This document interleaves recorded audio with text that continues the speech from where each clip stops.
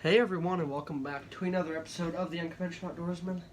Joined today by our channel mascot, Little Midnight himself. He's a tired puppy. I just got back from the trip. I'm filming this on a Tuesday night. You guys won't see it for a couple days, but we've got a quick little video for y'all today.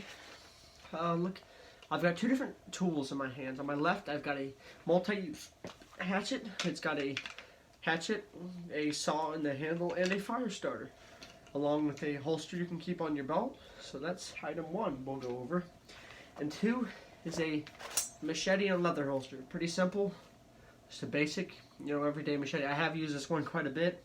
I worked in a land surveying job for a couple years, and I use that almost every day. But we'll go over some of the good things and bad things about each of these, pros and cons, and leave you guys off there.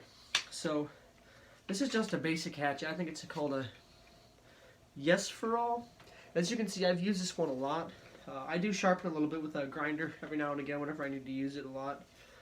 But something good about hatchets, I think I like it how you can get more leverage to it.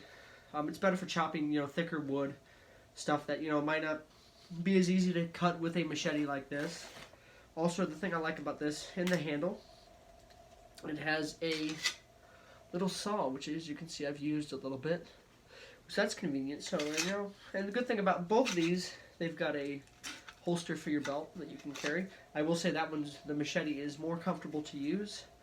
You've got this little ring you put on your holster. It is kind of weird wearing it, like sticks out like that. I guess it is what it is, but it's a little bit awkward carrying. Well, that's probably one of the downsides here.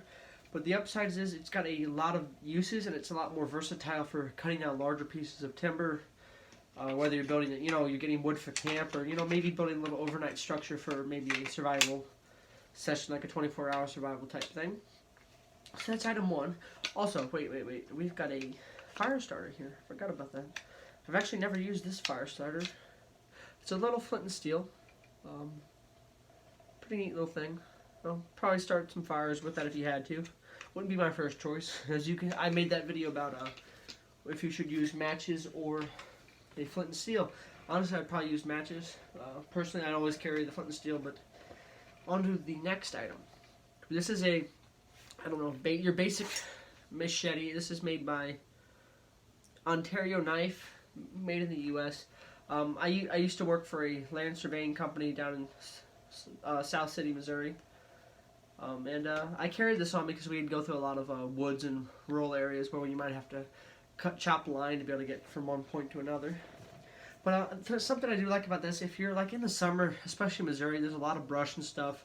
This is a lot more convenient, more useful than a hatchet per se to chop through that brush, and maybe smaller timber to get through things.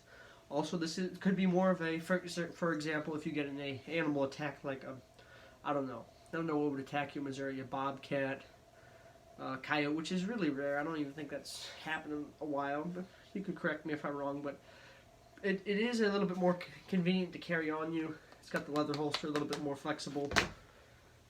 Carry it on your belt. It's a lot easier to take out. Easier to sharpen too. I can sharpen this with a hone if I had to. It's not as easy, but I know I love sharpening with the grinder whenever I had to use it when I was a land surveyor. And I like it too, especially if you need to chop down like little sticks about that big around, like the size of maybe a $50 in the circumference. You could get that for firewood real easy. But yeah, they're both good for survival tools.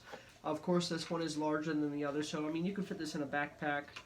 You could with that too. I've done both of these plenty of times, but overall, I would probably carry the hatchet. It's got a lot of uses, and with this one, you do have the saw in the bottom of it, like I showed you earlier, that you can chop down smaller timber and kindling for fires and what have you. May not get a scratch, buddy. But yeah, just some things to think about. Honestly, I would probably carry the hatchet, like I said. Machete has its purposes, but for practical sakes, I think that the hatchet would serve a better purpose in the outdoors. Let me know what you think in the comments down below. Would you rather carry a hatchet or machete? Of course, coolness factor might play into your decision. Honestly, I'm just curious. So please leave a comment down below, and we will see you next time. Thank you for watching.